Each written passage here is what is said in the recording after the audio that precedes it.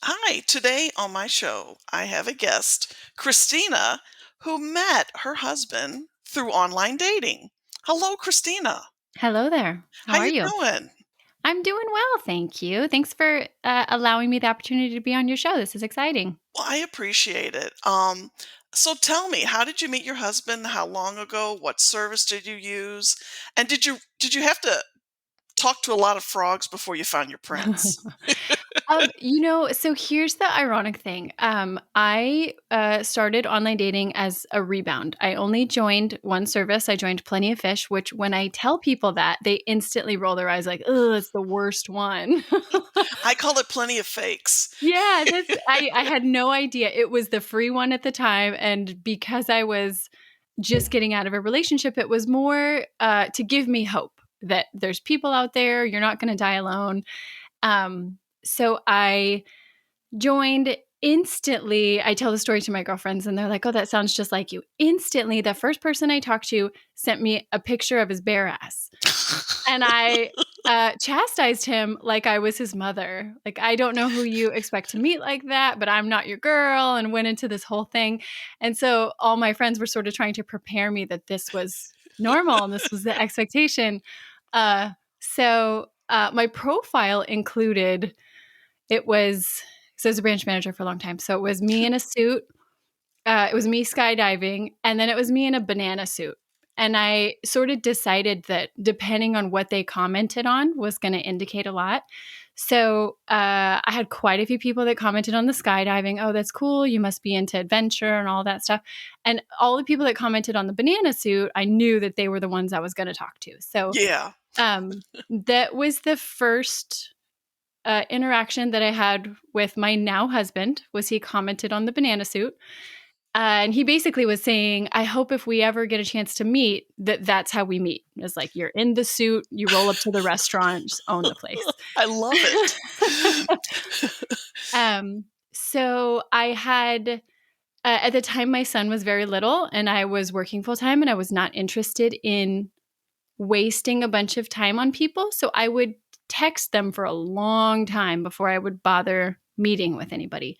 And I had friends who had the online dating down to a system where they would meet people right away and they would just go for coffee in the middle of the day so they could, if they didn't like it, they could say, oh, I got to run back to work. It's been great. And then never talk to them again. And they would just get out of the way. And I just didn't want to waste my time. And so I talked to people for quite a while. I would say probably at least a month before I went on my first date.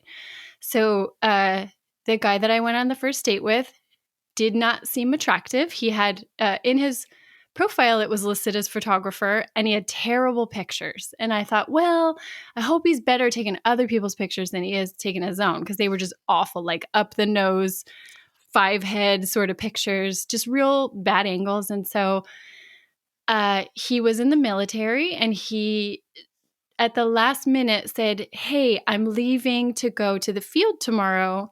Would you want to go out to dinner tonight? And I had actually scheduled a date with somebody else for that night that I flaked on that person because this guy just seemed like he just had a great personality and we had talked for so long. And I thought, well, I would rather go into this and be comfortable and just get my first date out of the way. And I had already decided when I went in that I was going to pay for dinner because I knew that it wasn't going to go anywhere and I didn't want to put that on to somebody else. So in typical, for anybody who knows me, they hear all these stories and they're like, yep, that sounds just like you. So I walked in, he was sitting down, um, and I just set my purse down and said, I got to pee, and walked away. He didn't even get a word in. And so I came back and I sat down. We ended up talking for probably 4 hours or so that night. Wow. Yeah, and it was just very comfortable conversation. And I'm uh, more of a emotional person than a physical person. And so the fact that we connected so well on an Mhm. intellectual level just really resonated with me. And so because he was in the military, the next day he left and he was gone for 6 weeks. And because it was my first date, I was not interested in waiting around for him to come back after 6 weeks. So basically, just texted him and let him know it was great to meet you. You know, let me know when you come back and maybe we'll talk again. Um, and of all the people that I had talked to, that I gave that sort of, it's not going to work and I appreciate your time, but I'm just not feeling it. He was the only one who responded in a positive, respectful way that just said, Wow. don't don't worry about it. I appreciate your honesty. When I am back in town, if things change, just let me know. And so I kind of went about my business dating people who continued to have that sort of attitude. I prided myself on being very transparent with anybody that I dated, that if I wasn't feeling it, I was not going to waste their time or their energy or play any games. And so I was very truthful with everybody. And a lot of the people that I was dating took that as a shot to their ego. So I got a lot of backlash and a lot of, Yeah. well, you're not that great anyway, and you're going to die alone, and all of these just very Oh my dramatic. I was like, God. well, now I know why you're still single. Yep. And so a few months went by. I did end up dating another person that was a very kind person, and just situationally, he had a lot of stuff that he was dealing with that I wasn't willing to take on at the time. Mhm. So we sort of went our separate ways. And so the guy that I had gone on the first date with, I don't know why, but he popped into my head a couple months later. And so I texted him and just said, hey, I hope you're doing well. And it turns out, because when I met him, he had been recently restationed from out of state. And so he didn't have anywhere to live and he was living in the barracks. And It's by my house. yeah. And so he basically was like, oh, yeah, I moved to the city that you live in. And so we got a basic understanding of where, and he happened to live right down the street from where I lived. So um, we opted to do what we call a second first date Hmm. because so much time had passed. And so same thing. We ended up going out and seeing a terrible movie, and we talked the entire time. We talked again for hours and hours, and we sat next to a couple at the bar that were probably in their 70s, and they were going through wine like it was going out of style, and they were adorable and they were trashed, and we were like, "Oh, I hope that's our future." Um and again, because in the military, he was gone for a couple weeks after that. Um and then we reconnected after a couple weeks, which was fine because we're busy. Everybody's busy, and I Yeah. didn't want to be on the hook to see somebody every day anyway. Seeing somebody once a week even felt like a lot. Um so we finally, after our third date, sort of reconnected and took it seriously, and that's the person that I ended up marrying. Oh my gosh. This is the sweetest story ever. Isn't it weird? Yeah, the way that everything worked out, it just clearly the stars aligned and it was meant to happen, and that you can't test fate, you know? So, Yeah. I love. Now, um, how long have you been married? we've only been married for a little over a year. That's a Hmm. lie. It'll be 2 years now that I think about it out loud. Okay. But so after we seriously started dating, he got deployed and was Mhm. gone for probably 9 months to the Middle East. Ouch. Um, yeah, so uh backstory. I don't know how much time you have here, but Oh no, we got plenty. the person I was rebounding from had also previously been deployed, and there was a lot of uh discomfort around the whole situation. And so my now husband, when he had to tell me he was deploying, was really nervous. Like, he thought I was just going to call it quits and not bother. And so he was really reluctant to tell me. And when he finally told me, it almost felt like a relief, because I feel like uh, as an adult with kids trying to do the online dating thing, the assumption is that your lives are just going to perfectly integrate with each other, and you're just going to jump in and get married and move in and everything's going to be perfect. But it's so much messier than that. And I had a full-time job, and I had volunteer things I was doing, and I had my son that I had full-time, and I just wasn't super interested in doing the like hurried relationship sort of situation. So Oh yeah. so it was kind of nice that he was gone for as long as he was. It really helped us grow, being able to communicate with each other, uh, and not be distracted by the in person. So we could talk through a lot of things that normally I think people sort of ignore because you're in person and you don't want the fight. Yeah. So we talk through a lot of things unemotionally. And yeah, so he came back and I think he was back for probably a year to a year and a half. And then we got engaged. And so our 2-year anniversary is coming up in a few months at this point. This is the sweetest. What I'm Yeah. amazed about, he's actually a military guy. Hmm. Because so many of them that I've written about, "Oh, yeah, I'm in the military, I'm on a peacekeeping mission, name that country," Oh, yeah. and then they're not. There's so many things you can tell that they're not. Yeah. But that's what grabbed me in the beginning. I'm like, "Is he a real military guy?" Yeah. Well, and so that's what I ran into. And that's why I'm a transparent person by nature. And so people will either know what I think of them right out the gate or I will never talk to them again. So Yeah. if I can't have that relationship with somebody, then it's not going to work.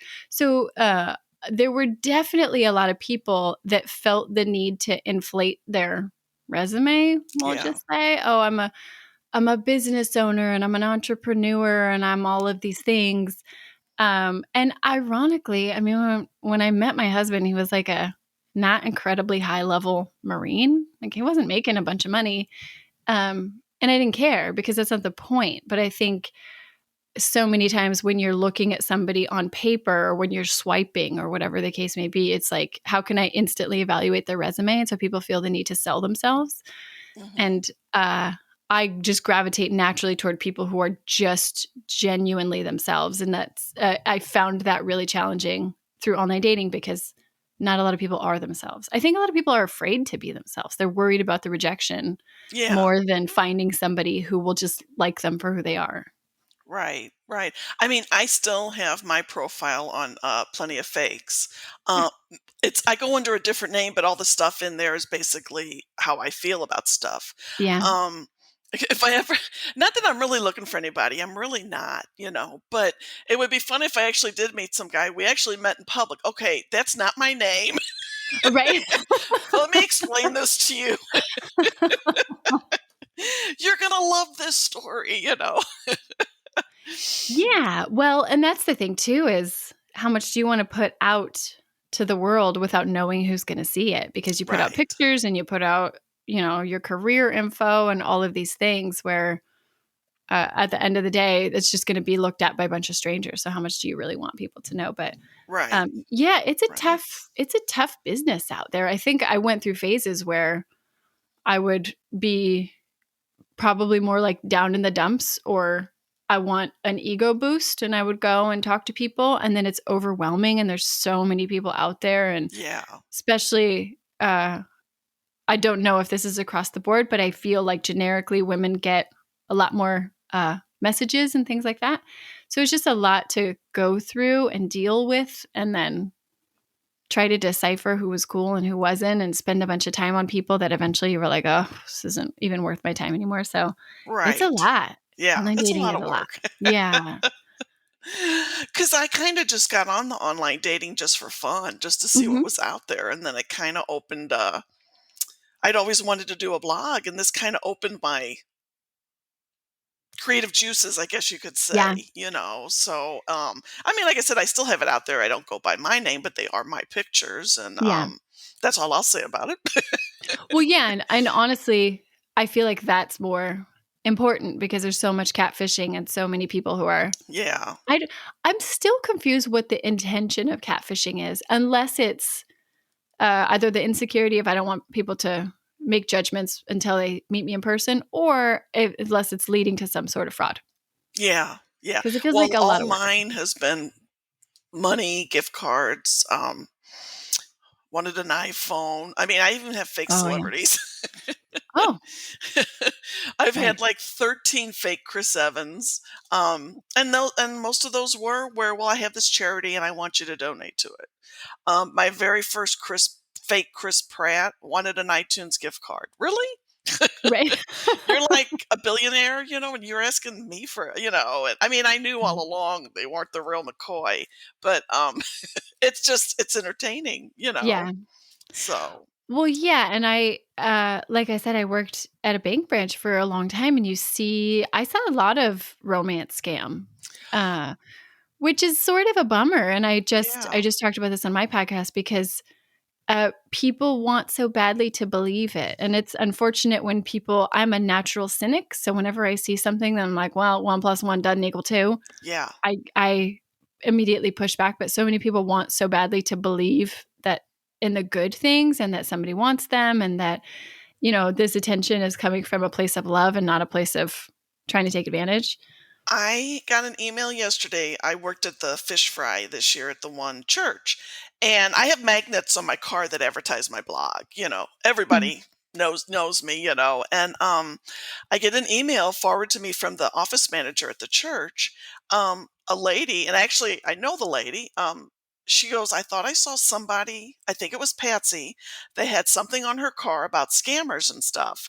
And the girl knew immediately it was me.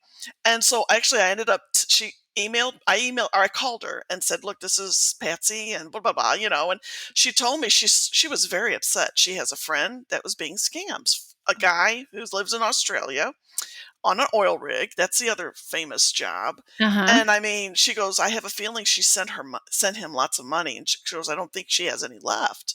And she goes, "I just don't know what to do." And I said, "Well, first thing is go read some of the stories on my blog." And then I told her, I said, watch 2 episodes, listen to 2 episodes. One is with the special agent. The other one is with a girl and her sister that I interviewed who wrote a book because the sister was scammed. Mm. I said, those will be two really good things, especially the agent. And then I said, I also have stuff about from the FBI, the Army, Homeland Security, FCC, where I work. I'm friends with the cyber people, so the one gal always sends me stuff to post. Mhm. And so I go check that out as well. So she texted me earlier this evening and she said she doesn't believe what we're all saying, but we're going to try again. And she thanked me for trying to help. And as I always do, I said, I'm even glad to talk to her, Mm. because I can actually say stuff that I know that this guy's telling her without having to memorize or read it because I've heard it all. Yeah. But I felt really bad for her and the lady that I know. I do have another thing I wanted to tell you. Since you work at a bank, um, whenever I got bank account numbers, like they thought I was really going to send them money. Mm, mhm. And what I do is I actually print out my conversation, tell them this, and give them the bank information, and I'll send a letter to that bank wherever it may be. Well, if they're in St. Louis, I just send it to the St. Louis branch. But I had one that was, I don't even remember where in the country. But then I also send like a copy to the FBI in St. Louis to let them know. And actually, when Mhm. I first contacted the FBI, because the girl at the cyber department said, "Oh, you need to send all this stuff to the FBI," and I'm like, "Oh, okay." I got like an email 2 weeks later from this lady agent, and she had said, she goes, "Well, first off, it's nice to meet someone that hasn't sent these guys money." And Right. then she said, "It's good that you're sending this stuff to the banks because chances are they're closing out the accounts." Are Right. monitoring them, because the one lady agent that I did have on my podcast, that's what she said, you become money mules. Mhm. They'll say, "Okay, this money's going to come in your account. You keep this much and then send." She goes, "It bounces around, which you may be familiar with. It bounces around like from account to account before it actually gets to the scammer." Yeah. So that they're pretty insulated from what's happening and everybody else is left Yeah. holding the Yeah. bag. Yeah. Yeah. And she'd also said these people that are helping this scammer and don't know it, they can get into trouble. So I mean it's just crazy out there. It's awful. And I feel Yeah. bad because a lot of it is older women, Mhm. like the lady from church, and I'm just like her friend. She goes, she's in her 60s, and she just lost her husband a while, like a year or two ago, and she's lonely. And I told her, I go, "Well, they say all the right things. They say the things you want to hear. I love you. Mhm. You're beautiful." There's a whole boatload of stuff. Yeah, I am total segue. I am working on a book that will be published someday between now and when I die. We'll see. But it basically talks about how we as human beings are so lacking in validation that we will find it anywhere we can get it. And so that's a big part of that is social media and doing it for the likes and making sure that, you look a certain sort of way so that people will pay attention to you. But another part of that is being so desperate for a relationship or for companionship that we're Yeah. willing to settle for narcissists and gaslighting and all of these abuses that on the outside are clearly abuses, but when you're in it, you're just so willing to look past it in order to maintain a relationship. And so I had a similar conversation because, like I was saying, we just did an episode about financial scams where, in my experience in my career, a lot of it was the more elderly community, and they also were very ashamed of the fact that they had been taken advantage of, so they didn't ever talk about it with anybody. Yeah. So it Yeah. was it was first defending to everybody who was saying, "No, it's a scam. I promise you. They're just trying to get money from you. Mhm. There's not an actual romantic relationship." And then once the scam did go through, they were so embarrassed to say anything that they just kind of kept it quiet, and then nobody learns from it, and the cycle just keeps continuing. So Yeah. it's yeah. Well, I always tell, I think I did this in my first show, and I post this I repeat a couple phrases every once in a while on my blog. I always say, please don't make fun of these people that fall Yeah. for these scams. It's not their fault. I've said this numerous times. If this social media was around in the 80s, I'm 58, and if it was around in the 80s and I was less self-assured about myself and confident, and I could have easily fallen for some of this stuff. I don't have any Yeah. money, but I mean, listen to that kind of sweet talk and stuff. I could have been a victim easily. Well, yeah, and I always use the example, my dad one day just texted me a picture of a check and said, "Is this real?" And Mm, he had just gotten a check in the mail there wasn't even any sort of emotional ties to it. It was some company that was doing the typical, "Here, you got a settlement, just send us back the taxes, you're good to go."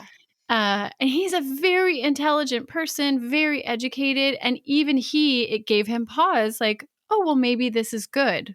Yeah. And thankfully, he ran it by somebody else, but there's so many people that you just assume things are good. You take people at their word. You have no reason to not believe them. They haven't done any wrong to you, so why would you not trust them?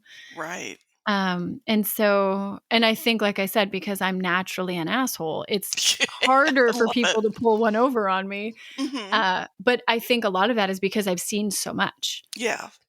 So for people who've never been exposed to any sort of fraud or deceit or things like that, it's much easier to believe that people would never do that to you. Yeah. Oh, I agree. I Yeah. agree. Well, God, is there anything else you want to share with us? Because I just completely love your. If you do a book, I want an autograph copy. Okay. I got with the other two ladies that I interviewed when she contacted me last year, it was in the fall.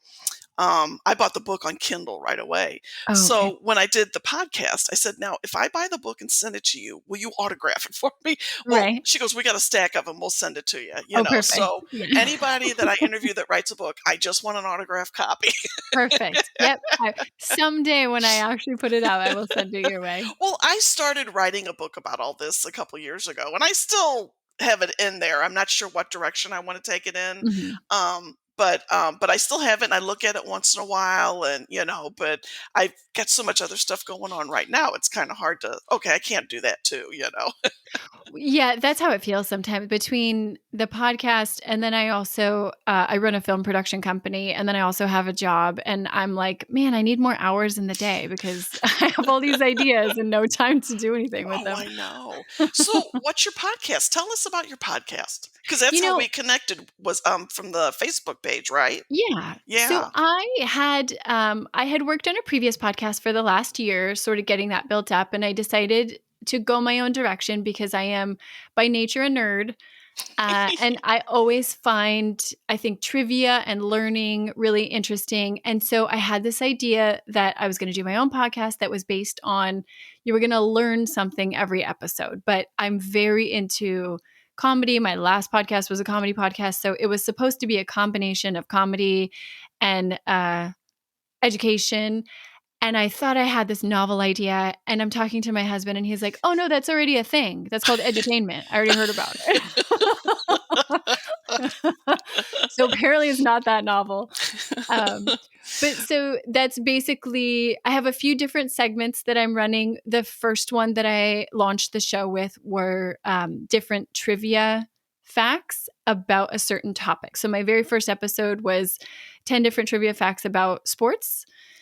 And Cool. the last one I put out was trivia about Harry Potter. I've got an upcoming trivia about Star Wars. Oh, And yes, I'm so, in. yeah, so it's just very, Any and I chance of a Marvel one coming up? yes. All So, right, I'm in. yes, I tried to con my husband into doing this with me, and he's just very anti being the center of attention. But I love Marvel. I live for Marvel. Me So, too. my Team second Cap. segment, Team Cap. okay, listen, I'm going to go on a tangent real quick. I didn't realize that you could fall in love with a movie character, but I have. And so they kill him off or they get rid of him or whatever. And I feel this hole in my heart every time I see Yes. him. And it bothers me that they have made me love him. And then they got Yes. rid of him. Yeah. I Yeah. in Endgame, I'm gonna admit it right now, I cried like 3 times in the The, movie, and I, my daughter goes with me. My daughter's 21 now, but, she, like, sits there to wait for me to cry in the movie, and it yeah. was there was, like, 3 moments. Well, of course, the one was when, spoiler alert, Tony Stark dies, Yeah. and and then at the very end where Cap and Peggy are reunited, which I called when Infinity War at the end of Infinity War, I left the theater with my friend and my daughter. I said they're gonna do time travel and Steve and Peggy are gonna be together next year. Boom, it happened. And it That happened. was Yep. just so sweet, and I bawled all the way home. Yeah. I am getting a tattoo in honor of that scene because I am a diehard and I Yes, take it very seriously. I yes. already have it all mapped out. I'm going to get the music for that scene that they're dancing to tattooed on my body because I'm a weirdo.